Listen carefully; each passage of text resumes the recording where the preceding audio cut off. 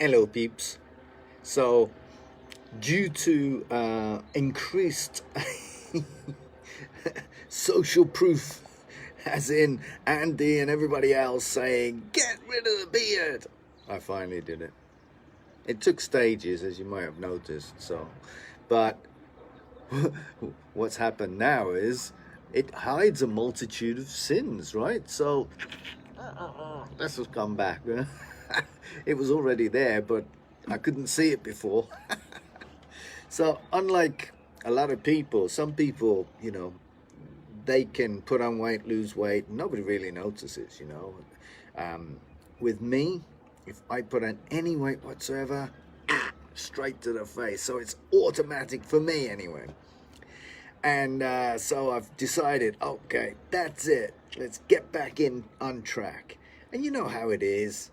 When you first think, I got to lose weight, or I want to look better, or I want to get in shape, I automatically go to, that's it. I'm going to go, I'm going to work out 24/7. I'm going to do this. And I have to stop myself from going crazy on that. Now, I've always worked out. It's just a given.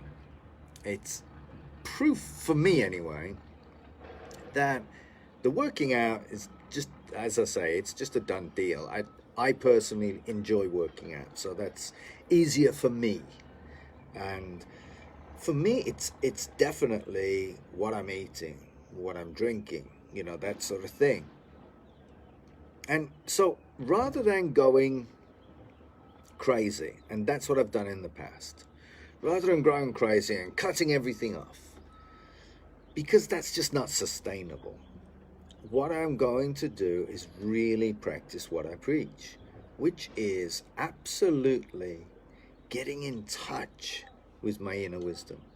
Now, I teach this in every other area of life, and I'm not saying I'm perfect, but I've got it pretty good. Now, with this one, there's always the Achilles heel, With this one, especially with sugar, I tend to have that, once I get a taste, I'm off, that's my addiction, and science, or sort of, nutritional science has shown that you can have candida in your system, and it can literally give you the cravings to make sure that you eat the stuff. That's some scary stuff, right? It's like your little fellas in your stomach telling you what to do. So anyway, the way I combat this is, first of all, obviously, restrict myself from the sugar. So I'm sort of going away from the idea of listening to my gut, because at the moment, there's interference with my gut instinct.